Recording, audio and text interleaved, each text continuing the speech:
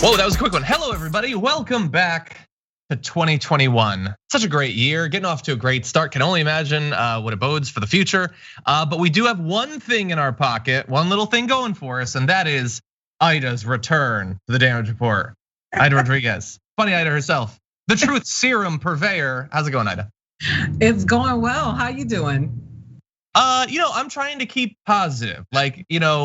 Things are dark, but there have been some good developments. The Dems taking back the Senate, which was like a week ago, but like it seems like, wait, did that even happen? And if it happened, wasn't that 10 years ago? That actually just happened. So there's some good stuff. We'll see. It's still America, but how are you doing?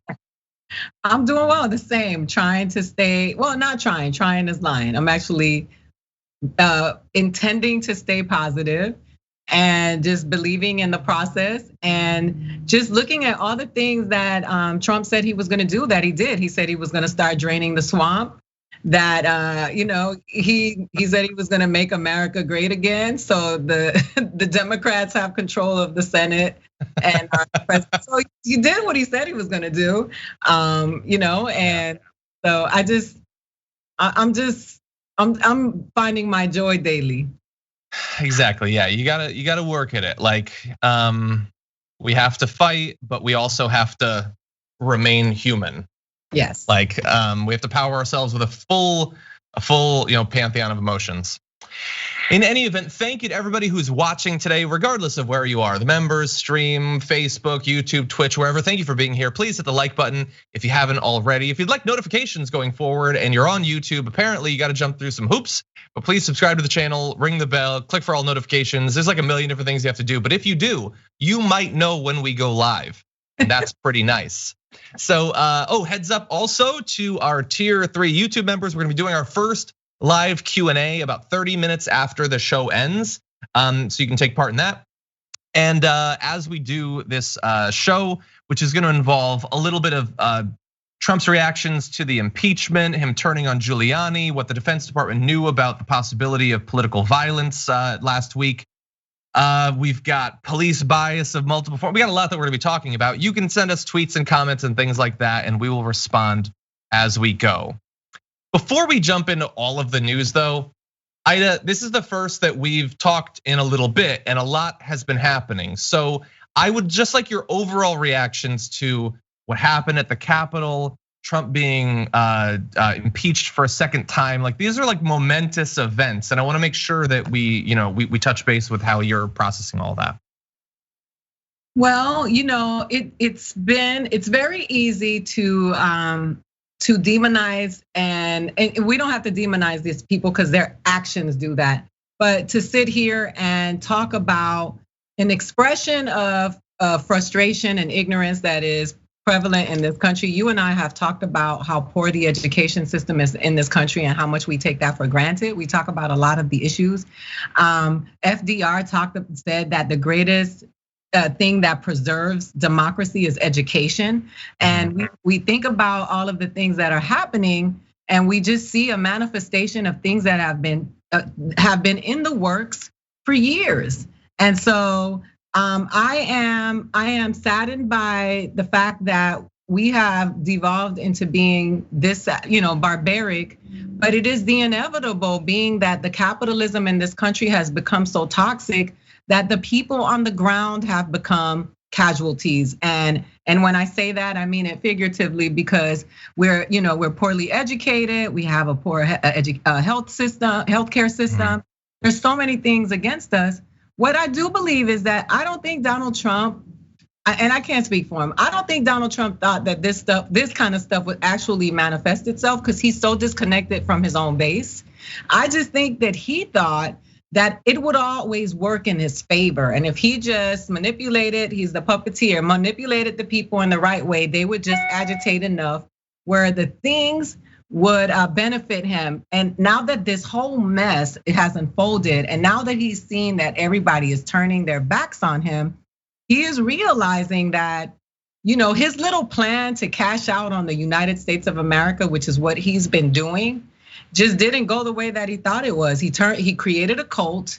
There are pastors crying online for Donald Trump, saying that Jesus ordained him to be president. They have been abused. So, just like we can cry for the people from marginalized communities and in the way that they are Black and brown, even though we don't have to extend an olive branch to these people, we should still pity the fact that so many of them are uneducated and misguided and manipulated, and they're in such bad conditions that they feel so desperate that this is the one place that they can turn. And it's just an indication of how how dumbing down America has manifested itself, and now America is turning on itself. Yeah, that dumbing down, and like it's not like we haven't had really dumb representatives. Like Louis Gohmert is a legitimate one of the dumbest people. If you meet him, he'll be one of the dumbest people you ever met. I feel like the new class coming in, these are some legitimate, like I don't know which is more worrisome, that they don't know anything or that they're crazy. Like those are two different things. Maybe they're connected, but I'm a little bit worried about some of those and the possibility that they might have. There's talks about that maybe they coordinated in some way with those who are attacking and everything.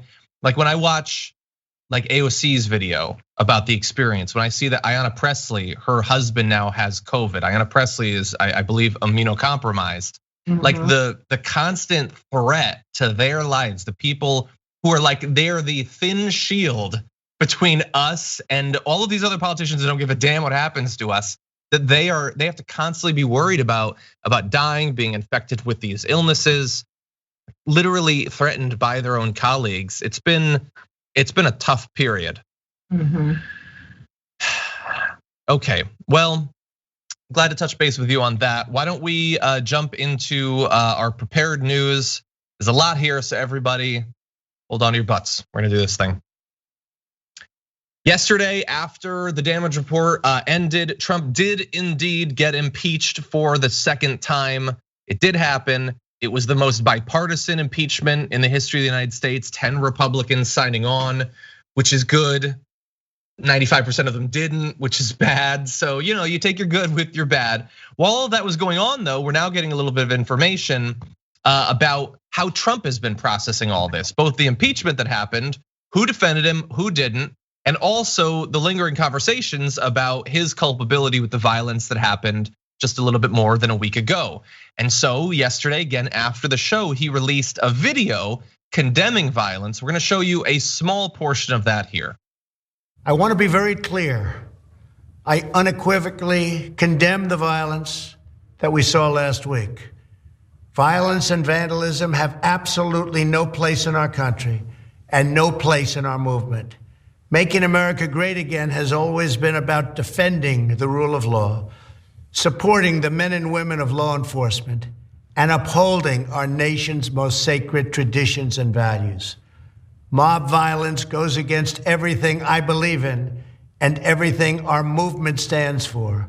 No true supporter of mine could ever endorse political violence. No true supporter of mine could ever disrespect law enforcement or our great American flag. No true supporter of mine could ever threaten or harass their fellow Americans. If you do any of these things, you are not supporting our movement.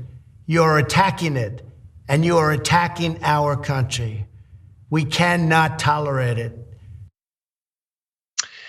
Okay, so no, making America great again was always about blah, blah, nonviolent stuff. No true supporter of his could ever endorse violence. Aida, what'd you think? Ooh, I think Malcolm X was the one who said the chickens always come home to roost. I think that it's interesting to watch this because it's done, buddy. It's done. These people are so far gone at this point. There's a mass hysteria upon us. So that's not gonna resonate with them. That's not gonna resonate with them.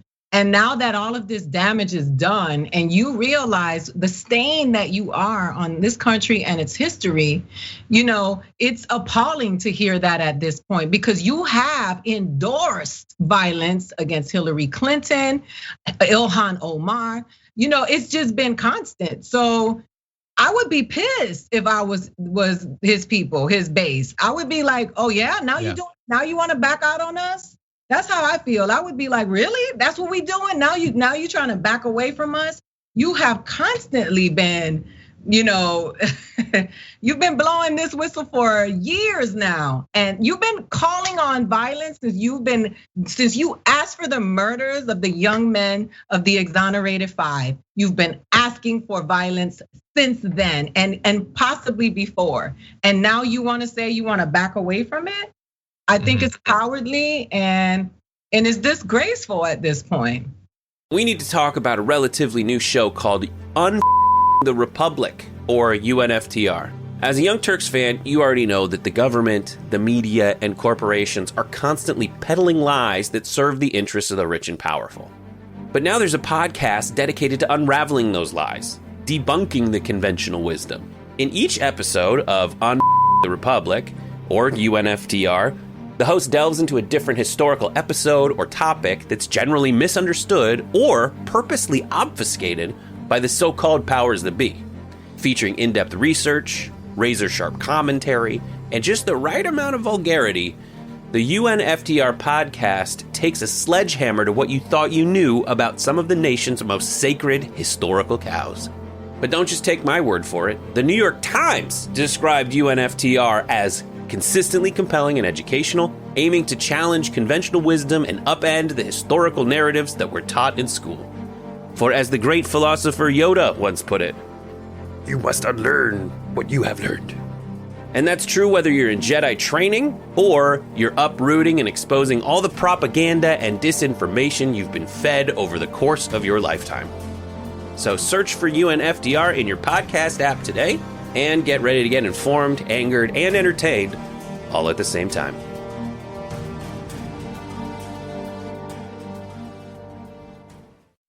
Yeah, it's like like I said on the Young Turks yesterday, if he had been saying stuff like this from day one, yep, good. But like at a certain point, it seems more like you're covering your ass. And it doesn't mean that it's not in some way good. Him releasing the video like that, even though it lies about what MAGA is and everything, like there's a lot of lies. But it's Trump, what can we expect? Is better than him not releasing it, maybe. And it's better than him continuing to call for violence, but it's way, way, way too late. On another level, we know that he doesn't actually believe it. So I guess he gets some credit in theory if it stops some of his followers from continuing to be violent, but I doubt that it can because of all of his past comments. I think that Aida's 100% right about that. And importantly, we can also note that the video is 5 minutes long. You can go watch that. I don't know why you would, but I want to spoil a bit of it for you. The president offered no note of humility, regret, or self-reflection about his 2 months of false claims that the election was stolen from him.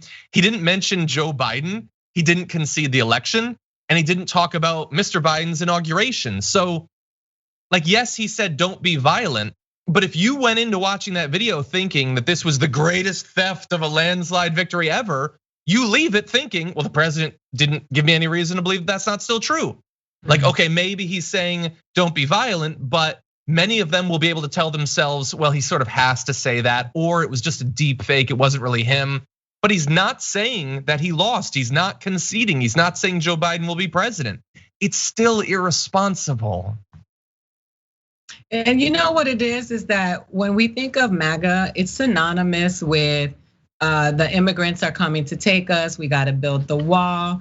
It's synonymous with lock her up. There was a call to bring violence towards Hillary Clinton. I forgot what that was. There's been so many that we can't even keep up with them anymore. That's true.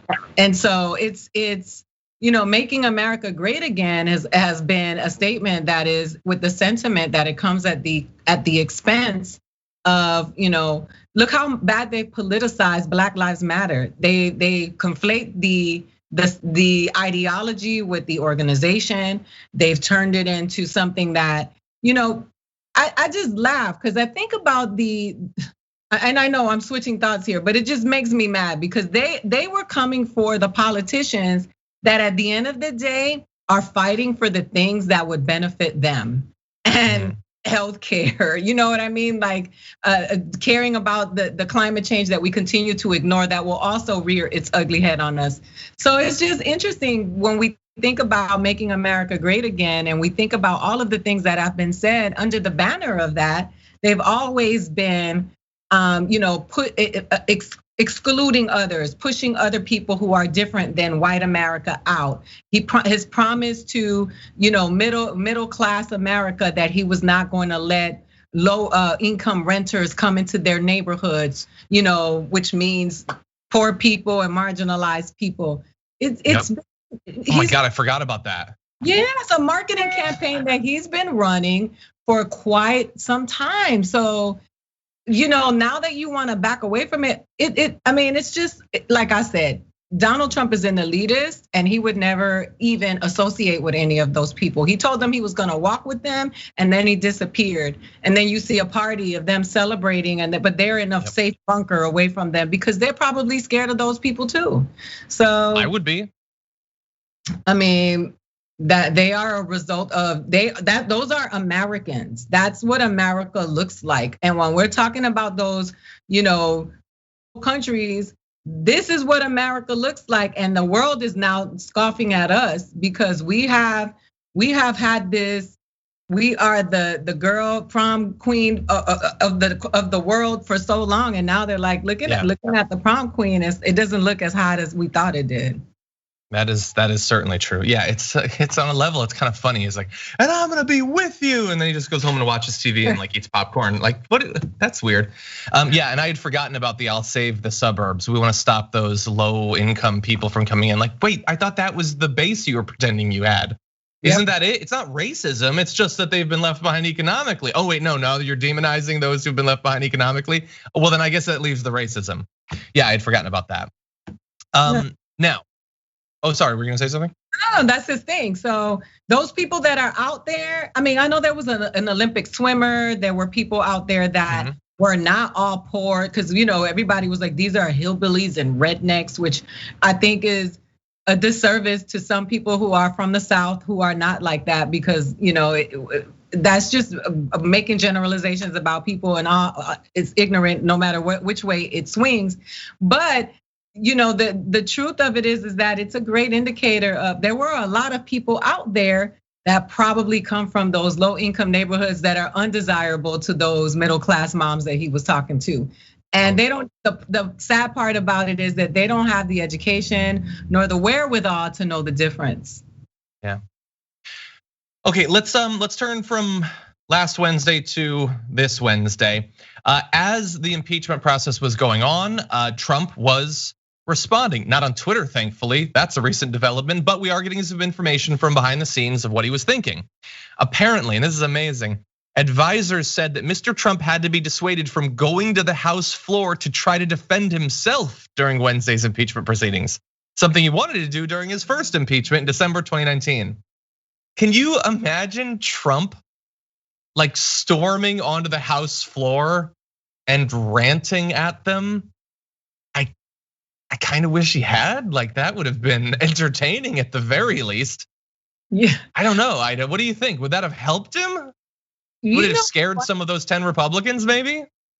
The problem is that these guys all saw A Few Good Men, and they can't wait to get off their Jack Nicholson monologue.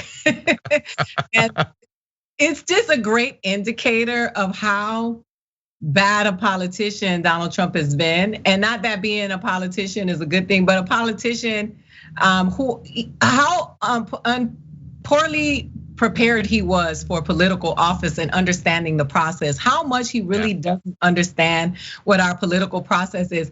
And that is why he appeals to the people who probably never learned civics, who haven't had great history lessons and don't understand how all of this works. So I just think that that's the thing, is these guys want to get that Jack Nicholson moment where he says, I wake up at the dawn and I protect and I show up and protect you, and how dare you question the manner in which I protect it, which was wrong. He was wrong. Yep. And they all want that moment. Yeah, people in the Twitch chat, one's like, I can't handle the truth. Like, that would definitely be true. I wake up at the crack of dawn to watch Fox and Friends, and you dare question me? Yeah. That's basically, he could have had his moment. It would have been great. So, but that's not all. during the day, he periodically watched the impeachment debate in the House and told advisors he was furious with Mitch McConnell and felt blindsided by him. Yet his deeper anger was at the House Minority Leader, Representative Kevin McCarthy of California, for publicly condemning him. As he watched the impeachment quickly gain steam, he was upset that virtually nobody was defending him, including Kayleigh McEnany, senior advisor and notable son-in-law Jared Kushner, Larry Kudlow, Robert C. Bryan, Mark Meadows, like basically everyone. And again, these are his last like core defenders. These are the people who've stuck with him through everything. And because they can't stop the inevitable outcome of all of what he's done from happening, the second impeachment, he's turning on them. And he still thinks, like, go on. It's amazing that like those are the only people you've got, dude, and you hate them more than anyone right now. I was laughing. I was waiting for you to finish because I was laughing. I have a song in my head called "The Sycophant Gang," but I think that you know what's funny is I am one of those people that believes in observing the character of a human being, and all we've been seeing is people's characters being revealed, right? Because the great indicator of who someone is their behavior towards you when you can't do anything for them. But it just shows how many people really thought that there would be great benefit in riding with Donald Trump and were willing to compromise all of their integrity, their principles and values, democracy, what matters to America at the end of the day in terms of what America supposedly holds as its values.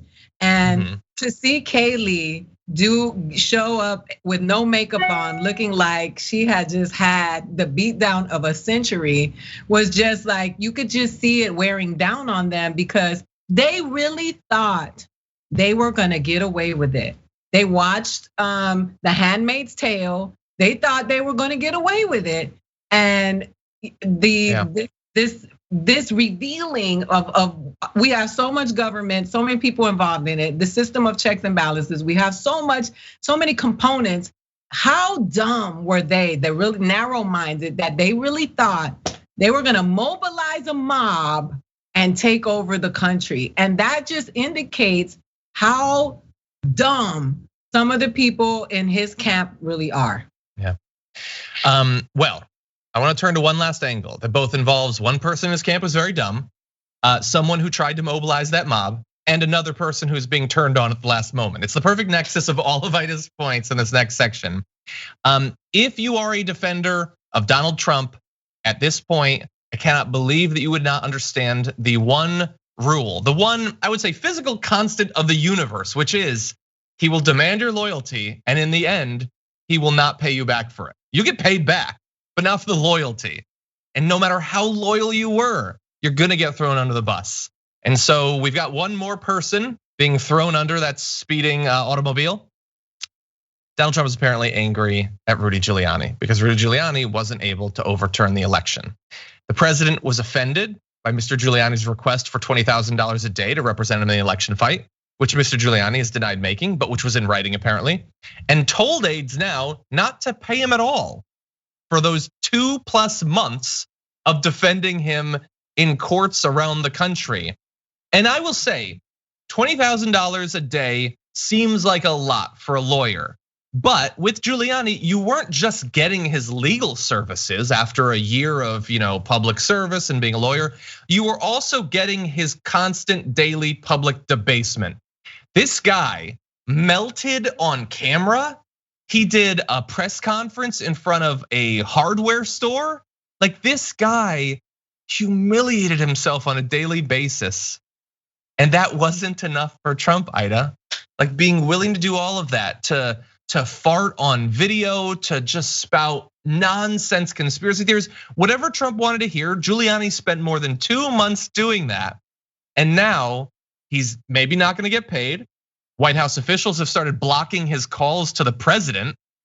And because he spoke Wednesday morning, he's now facing recriminations of his involvement in inciting the mob that assaulted the Capitol, which we'll talk a little bit more about. But it did seem like Giuliani might be one of those who would evade that pattern of being loyal to the president and eventually being discarded, but it seems to be going on as we speak.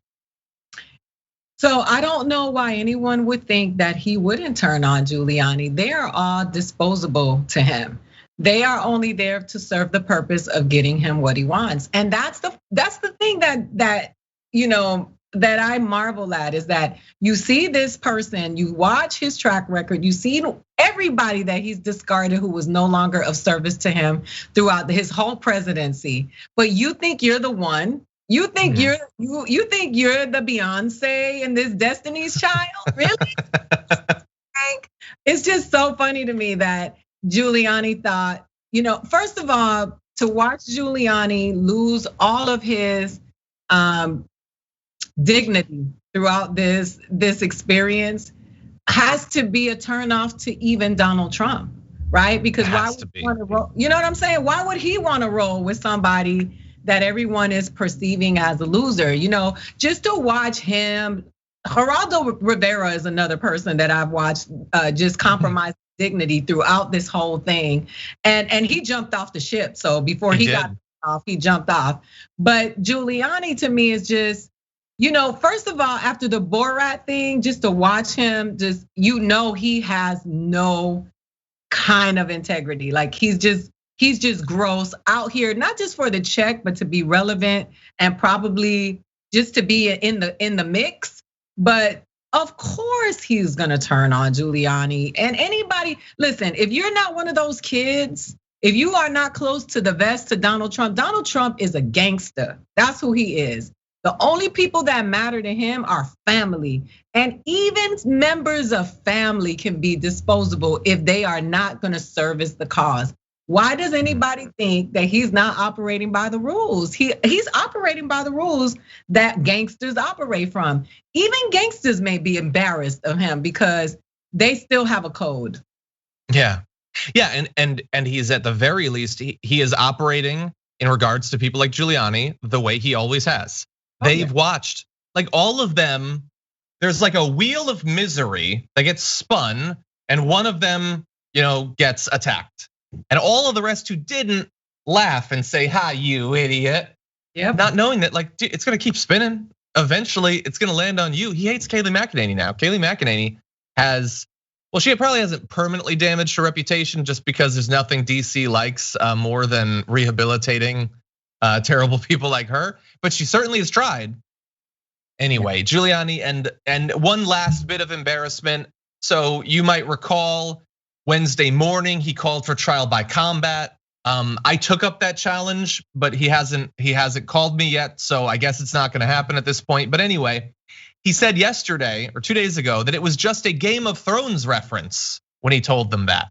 He says, quote, "I was referencing the kind of trial that took place for Tyrion in that very famous documentary about fictitious medieval England," which I guess is a joke, sort of. Anyway, when Tyrion, who's a very small man, is accused of murder, he didn't commit murder, he can't defend himself, and he hires a champion to defend him. Okay, so you were making a reference to another depiction of trial by combat. That's not different than trial by combat. That was a trial by combat. So I don't understand how that's supposed to protect you from calls that you were telling people to engage in trial by combat that morning, and then they went and they beat a cop to death. I guess it's funny, but it's not really defense at this point.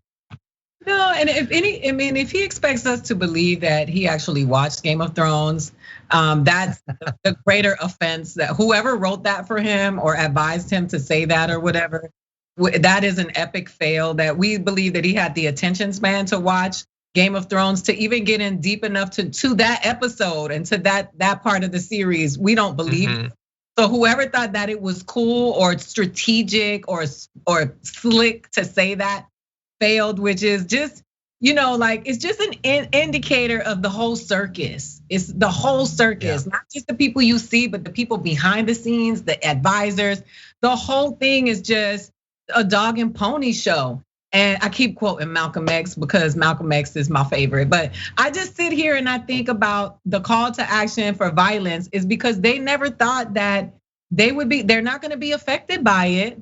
And quite honestly, I think they were just that desperate enough to call for violence to the people that oppose their goal, not oppose their principles and their values or what they really stand for, but oppose the goals that they have to capitalize and continue to make money off of the suffering and the struggle of the American people. And they wanted to get rid of anybody who stood in the way of that. And that is what indicates how horrible these human beings are.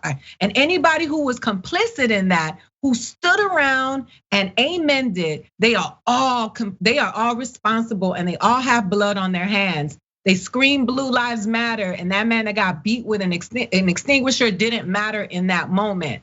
And it's just horrible how these people have been driven into a state of believing that this is okay. And we minimize it, but that's how it happened in Germany. And that's how it happened, in America with slavery. And that is how it always happens. And then here we go. Nah. I've missed you. Also, I agree. I don't think he actually watches it. But if he did get to that part of the show, that was like one of my favorite moments. Me too. It was a good time. As last Wednesday's violence was going on, in the immediate aftermath, a lot of regular Americans were left wondering, how could security have been so unprepared for all of this? And the initial response from those in charge was, well, we had no reason to believe that anything bad was gonna happen. Now, we're gonna give you a whole bunch of information about why that was crazy. Let's just admit, on its face, that's a crazy thing to say. I mean, Aida, like for months they've been building up to this. It's been advertised, it has a viral hashtag. We knew the event was gonna happen. I don't think anyone gets to claim that they were surprised that a lot of people showed up or that it turned violent. We have been building towards this for at least 4 years now. And so I find those initial claims to ignorance to be on their face invalid. Oh, 100%. First of all, I'll go back before that. We stay waiting for terroristic attacks since 9/11. Right? Since 2001, we're always on guard about some terroristic act that brown people from the Middle East and ISIS and all of this. So we stay on guard. So you're supposed to be prepared for any type of anything to go down in any of these Capitol buildings, simply because of the hashtag never forget. So now you're gonna tell me that you didn't think this was gonna happen, but aren't you supposed to be prepared for anything to happen, being that we're constantly being reminded that the brown people are coming to get us? It's just, that's whack. Come on out here, get out of here with that. That's foolishness. Yeah, they were better prepared for some people playing guitar a few months back than they were for this. But let's run through it. And the information we're gonna be providing for you is from none other than Kenneth Klippenstein himself, now The Intercept.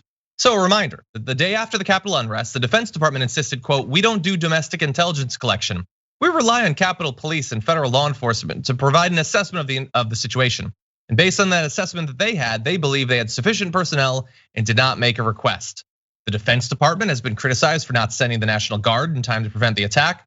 Then US Capitol Police Chief Stephen Sund, who has since moved on, has said that he requested assistance 6 times from the National Guard, but each request was delayed or denied.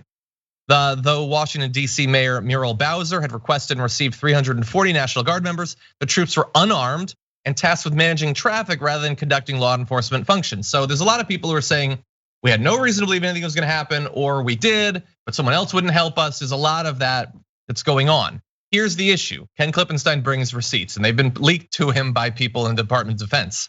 The US military had its own intelligence that anticipated election-related unrest from individuals who viewed the presidential election as fraudulent, the same individuals who stormed the Capitol, according to an internal Defense Department intelligence assessment obtained exclusively by The Intercept. The report, an all hazards threat assessment produced by the US Navy, is dated back to late December. It's marked controlled unclassified information, designated FedCon, meaning that it's authorized for distribution to federal officials.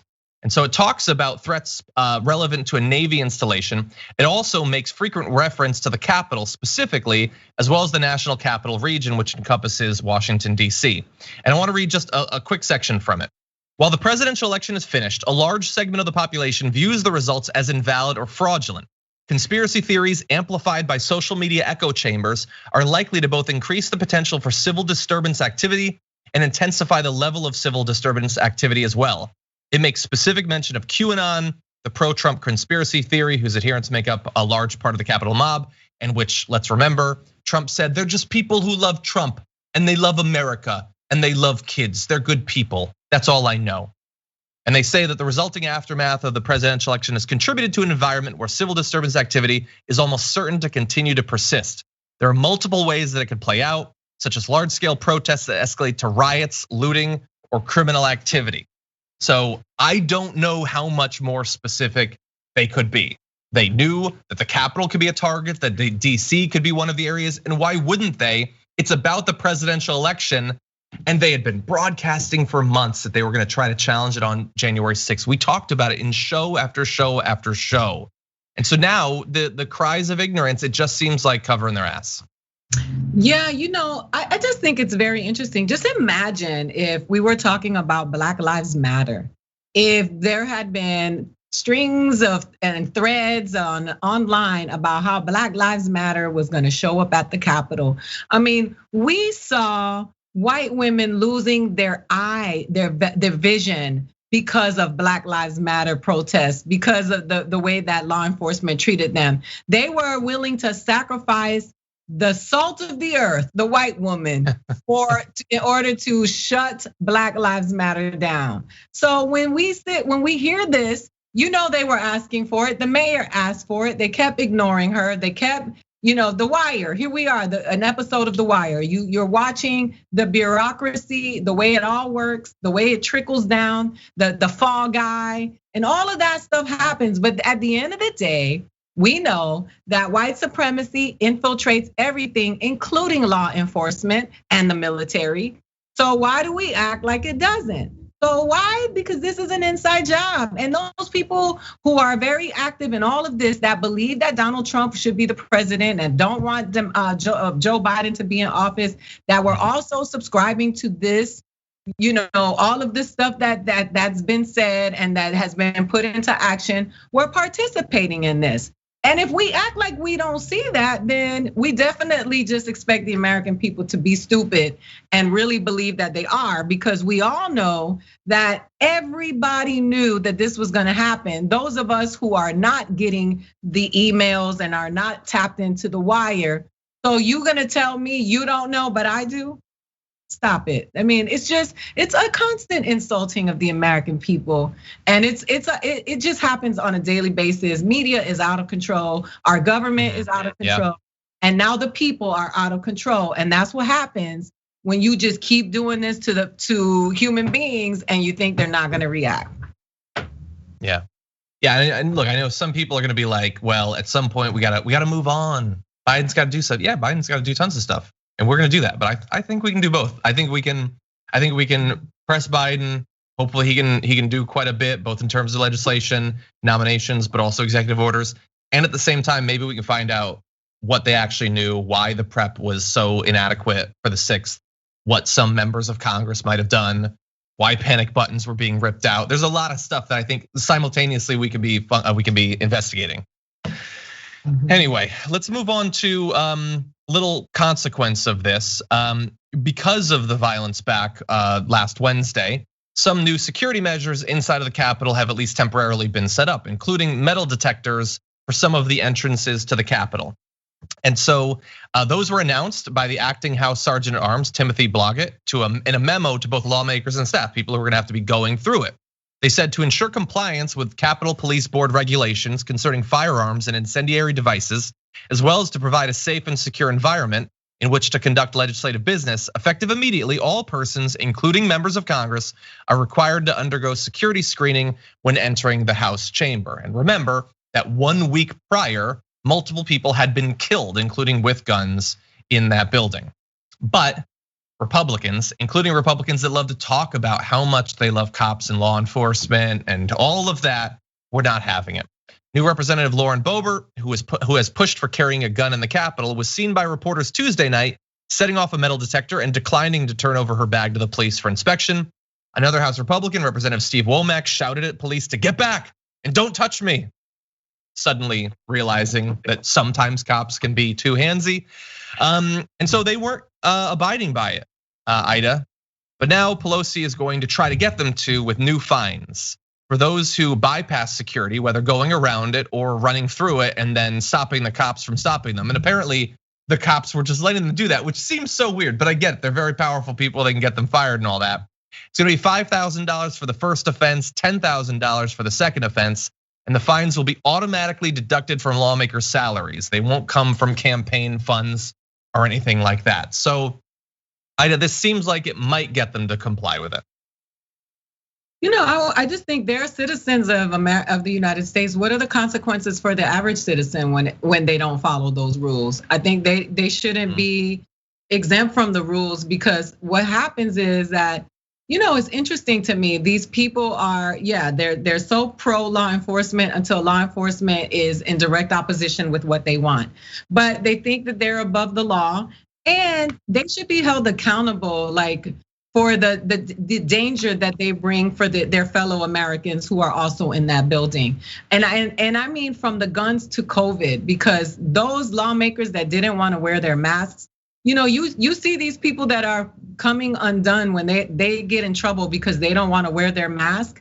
They are following the lead of these lawmakers, right? These are the people that are encouraging that behavior, but they don't have any consequences. So they should all get in trouble, and it shouldn't be NBA fine. It should be, they should go to jail for a day. They should have to really feel what it feels like to be an American citizen, because at the end of the day, that's all they are. And I just think that they've been getting away with so much for so long. I'm tired. I think they should get in trouble. I think they should get in real trouble. Yeah, it's so funny to watch over just a period of like 1 week. Like you have the Blue Lives Matter crowd who kills a cop. Like some of them holding Blue Lives Matter, like paraphernalia flags and stuff like that, and they're like trying to kill a cop, injuring tons of them. Some of these representatives who love to like let me show you this tweet. There's Representative Steve Womack, and I love that our producer found this.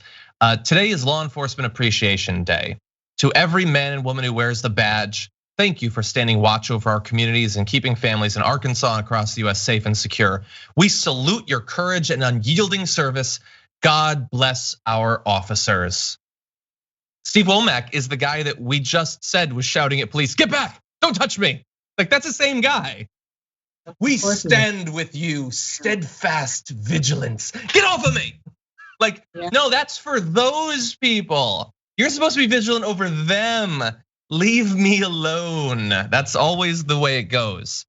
And bear in mind, this is like the police in this particular case would probably like to, at least in the near future, be a little bit at risk, less at risk in that particular building of being injured or killed. More than 50 other police, Capitol Police and Metropolitan Police officers were injured during that attack. Several had to be hospitalized. One is apparently going to lose an eye. Rioters tried to shoot another officer with his own gun. And look, obviously you can go way too far with over policing. We talk about that all the time. In this particular building, it just happened last week, and there are very real concerns that it could happen any day now in advance of the inauguration. And the cops would probably prefer that you don't have a lot of wacko QAnon supporting Congress people running around with guns at that point.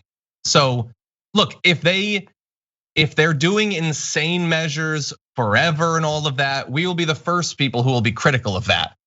It seems like at this point for right now, it doesn't seem like it's overly trampling on the rights of these insane people who love to pretend that they support cops every other day.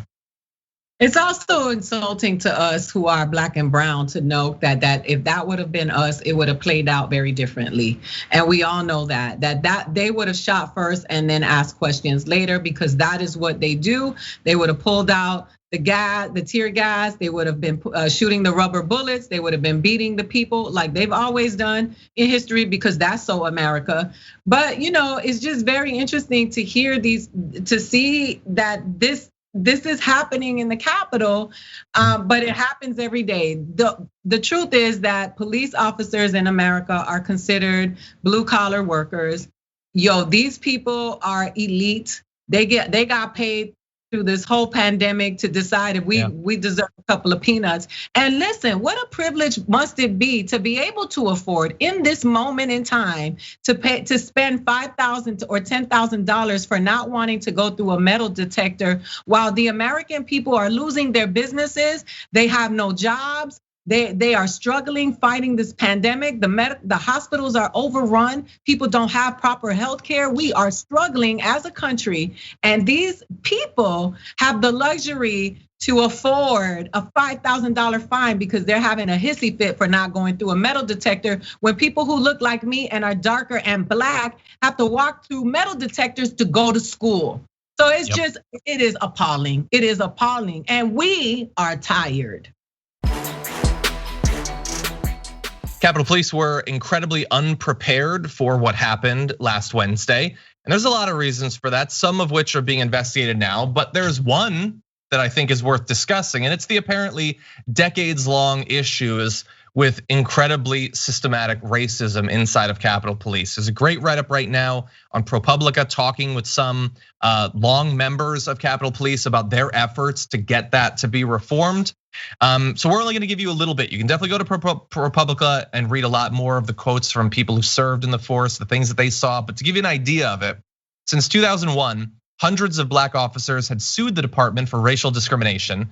They alleged that white officers called black colleagues slurs like the N-word, and that one officer found a hangman's noose on his locker. White officers were called huck lovers, or FOGs, short for friends of gangsters, if they were friendly with their black colleagues. Black officers faced unprovoked traffic stops from fellow Capitol Police officers. One black officer claimed he heard a colleague say, "Obama monkey, go back to Africa."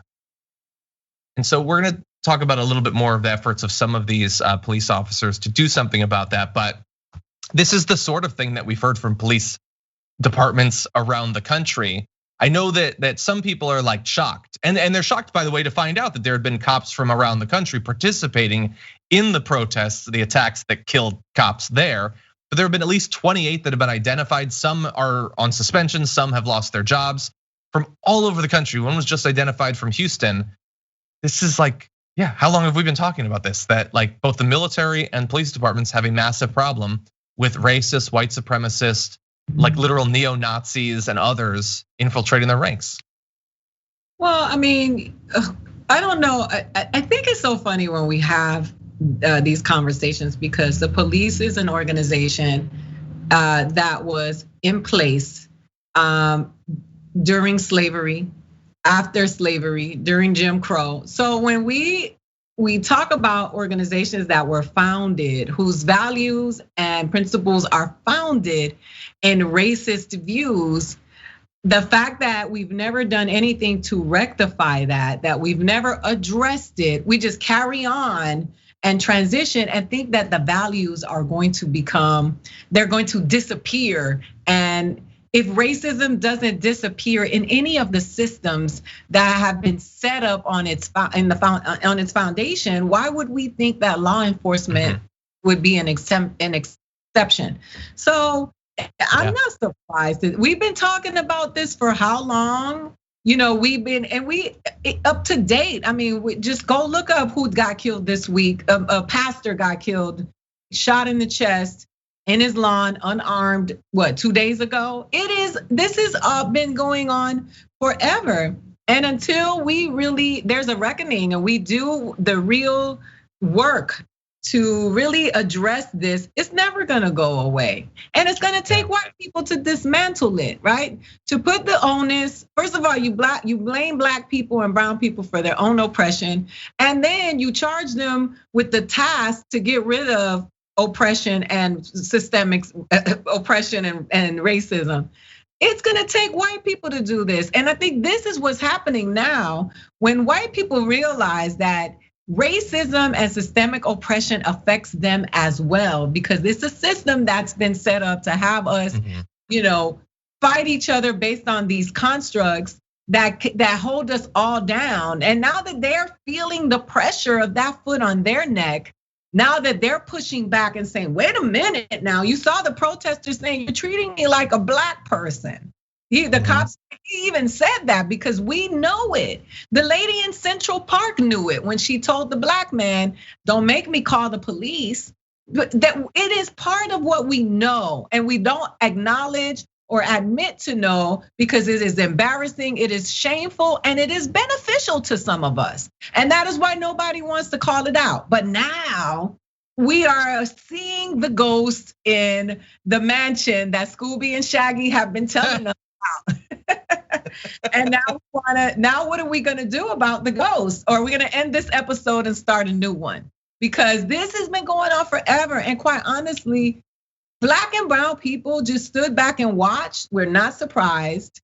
This is par for the course. This is the American way. When Americans don't get what they want, they do whatever they need to do. Revolution is what this country was founded on. Massacre is what this country was founded on. Those are the principles of this country, whether we want to admit it or not. Now, are we a great country? Do we have great opportunities here that are not afforded elsewhere? And do we have we're not a great country, but we have the potential to be a great country. And we just got to live in the truth. And we have to stop lying in America about what America is. And it's so much easier to say, you're trying to turn this into a communist country. You're trying to do this, you're trying to do that. Let's just focus within and really focus on the issues that we have, because we don't look that sexy to the rest of the world like we like to think that we do. Yeah. It's funny because you made a million good points there. The chat is entirely people saying jinkies, rut-row, things like that because of your Scooby-Doo reference. But you're 100% right. The reform needs to happen. Like if only there had been the biggest social movement of our lives trying to get people to understand what's going on in police departments around the world. If only that had happened. Why wasn't anyone talking about this? But like literally, like we transitioned from a year of that to, hey, wait, the cops seem a little bit biased. It's like we were talking about before the show.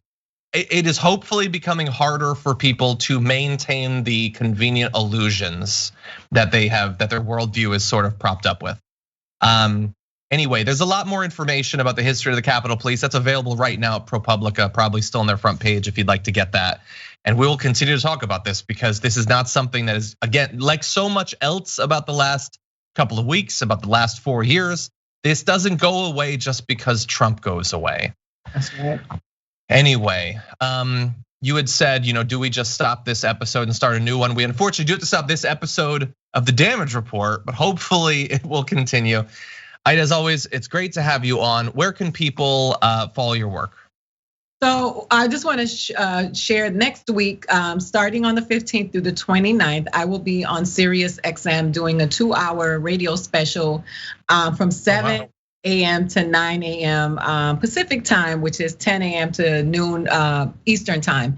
I will be on channel 126 Urban View, and it will be a show where we are going to be sharing progressive views and different people of color who have these progressive views. We're going to talk about climate change, but it'll be a 2-week special where I'm just doing 2 weeks there, and I just want to share some of the voices and some of the people who talk about the things that are important to us. You can find me on Funny Aida on Instagram and Twitter, and on Facebook, Aida.Rodriguez.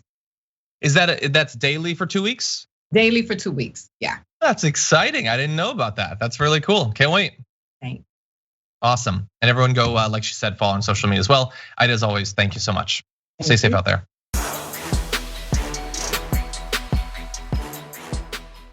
Thanks for listening to the full episode of The Damage Report. Support our work, listen ad-free, access members-only bonus content, and more by subscribing to Apple Podcasts at apple.co/TYT. I'm your host, John Adarola. I'll see you soon.